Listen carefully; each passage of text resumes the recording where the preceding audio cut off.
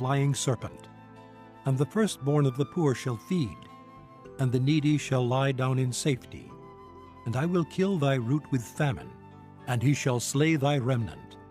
Howl, O gate, cry, O city, thou, whole Palestina, art dissolved. For there shall come from the north a smoke, and none shall be alone in his appointed times. What shall one then answer the messengers of the nation? That the Lord hath founded Zion, and the poor of his people shall trust in it. Chapter 15. The burden of Moab, because in the night Ar of Moab is laid waste, and brought to silence, because in the night Kir of Moab is laid waste, and brought to silence. He is gone up to Bajith and to Dibon, the high places, to weep. Moab shall howl over Nebo, and over Medeba. On all their heads shall be baldness, and every beard cut off. In their streets they shall gird themselves with sackcloth. On the tops of their houses and in their streets every one shall howl, weeping abundantly. And Heshbon shall cry, and Elealeh. Their voice shall be heard even unto Jahaz. Therefore the armed soldiers of Moab shall cry out. His life shall be grievous unto him. My heart shall cry out for Moab. His fugitives shall flee unto Zoar, an heifer of 3 years old. For by the mounting up of Luhith, with weeping shall they go it up. For in the way of Horonaim they shall raise up a cry of destruction. For the waters of Nimrim shall be desolate. For the hay is withered away, the grass faileth, there is no green thing. Therefore the abundance they have gotten, and that which they have laid up, shall they carry away to the brook of the willows. For the cry is gone round about the borders of Moab, the howling thereof unto Eglaim, and the howling thereof unto Beer Elam. For the waters of Dimon shall be full of blood. For I will bring more upon Dimon, lions upon him that escapeth of Moab, and upon the remnant of the land. Chapter 16.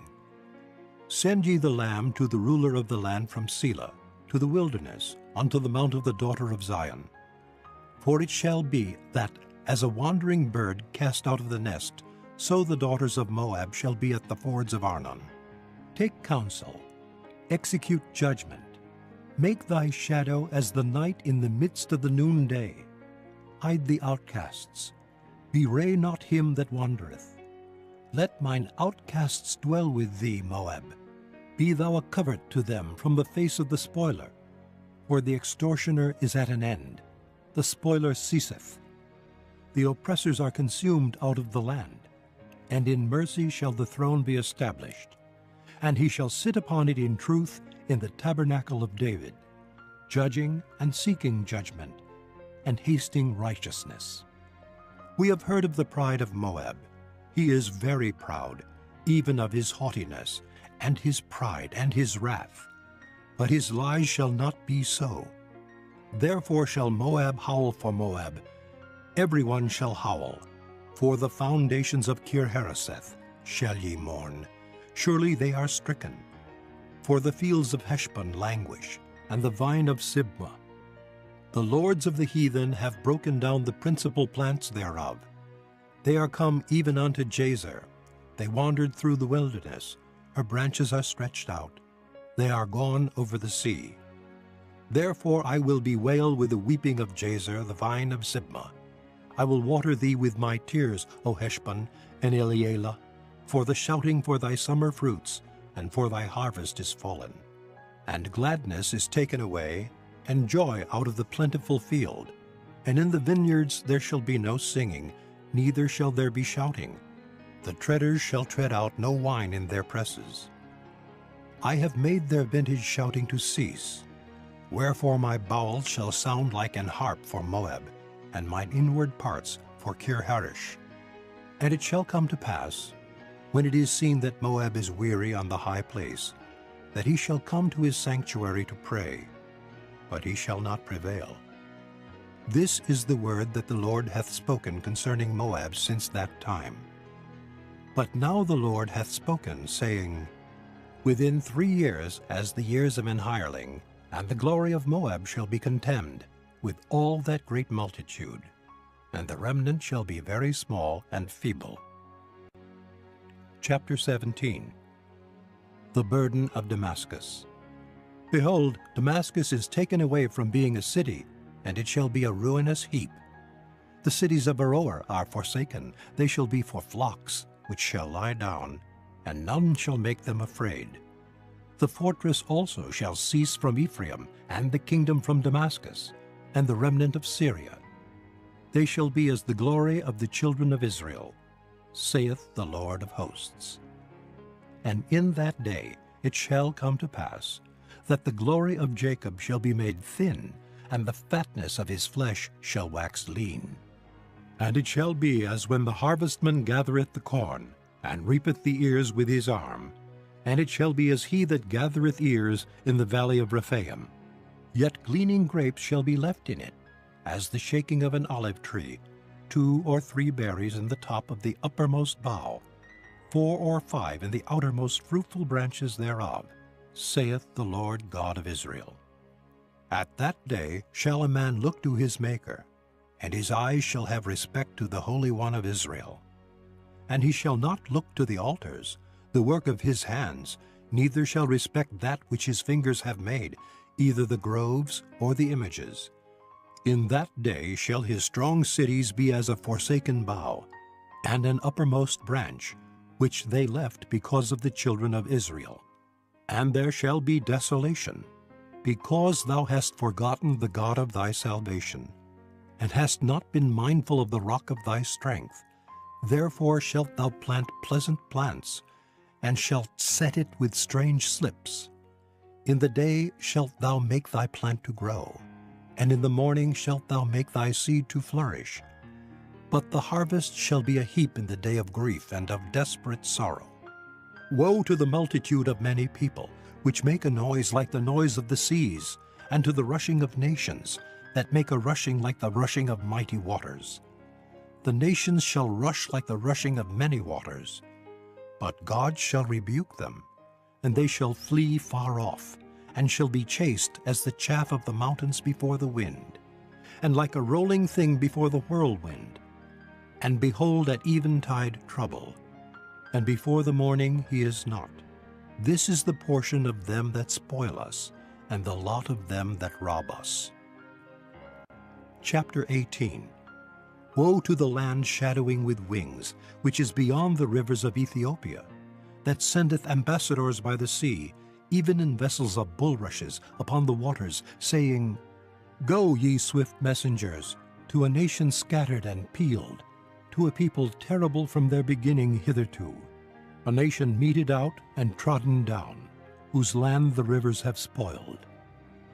All ye inhabitants of the world, and dwellers on the earth, see ye, when he lifteth up an ensign on the mountains, and when he bloweth a trumpet, hear ye. For so the Lord said unto me, I will take my rest, and I will consider in my dwelling place like a clear heat upon herbs, and like a cloud of dew in the heat of harvest.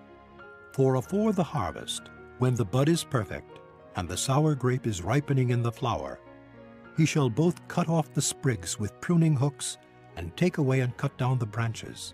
They shall be left together unto the fowls of the mountains, and to the beasts of the earth, and the fowls shall summer upon them, and all the beasts of the earth shall winter upon them. In that time shall the present be brought unto the Lord of hosts of a people scattered and peeled, and from a people terrible from their beginning hitherto, a nation meted out and trodden under foot, whose land the rivers have spoiled, to the place of the name of the Lord of hosts, the Mount Zion. Chapter 19. The burden of Egypt. Behold, the Lord rideth upon a swift cloud, and shall come into Egypt, and the idols of Egypt shall be moved at his presence, and the heart of Egypt shall melt in the midst of it.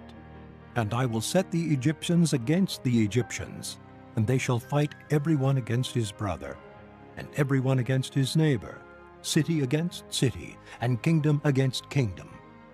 And the spirit of Egypt shall fail in the midst thereof, and I will destroy the counsel thereof. And they shall seek to the idols, and to the charmers, and to them that have familiar spirits, and to the wizards. And the Egyptians will I give over into the hand of a cruel lord, and a fierce king shall rule over them, saith the Lord of hosts. And the waters shall fail from the sea, and the river shall be wasted and dried up.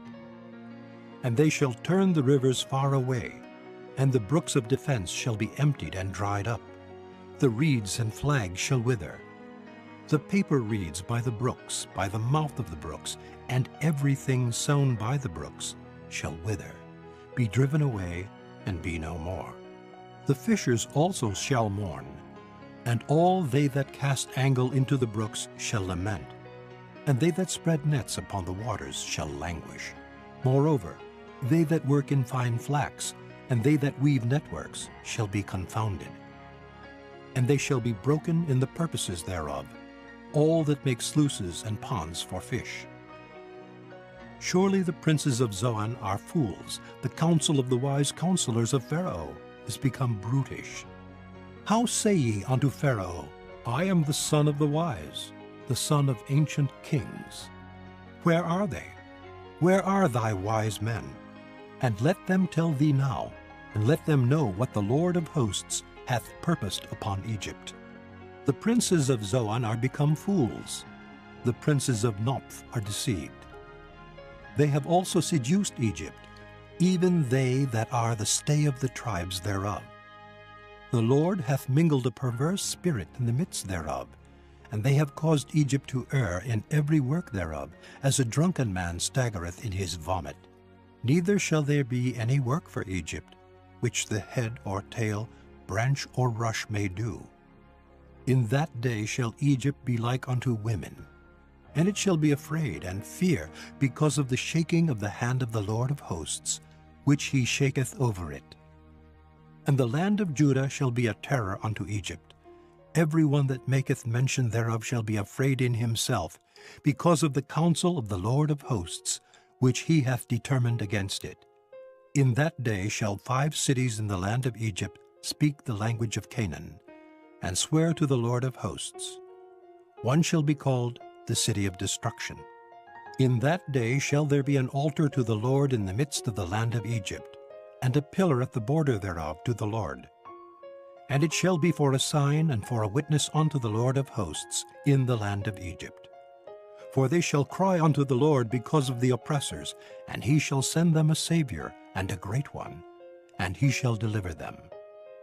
And the Lord shall be known to Egypt, and the Egyptians shall know the Lord in that day, and shall do sacrifice and oblation. Yea, they shall vow a vow unto the Lord, and perform it. And the Lord shall smite Egypt, he shall smite and heal it, and they shall return even to the Lord, and he shall be entreated of them, and shall heal them. In that day shall there be a highway out of Egypt to Assyria, and the Assyrians shall come into Egypt, and the Egyptian into Assyria, and the Egyptians shall serve with the Assyrians.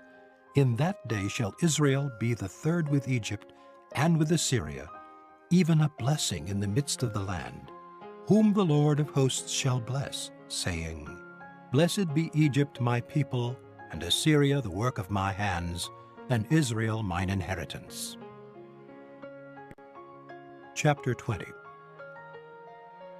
In the year that Tartan came unto Ashdod, when Sargon the king of Assyria sent him, and fought against Ashdod and took it, at the same time spake the Lord by Isaiah the son of Amoz, saying, Go and loose the sackcloth from off thy loins, and put off thy shoe from thy foot.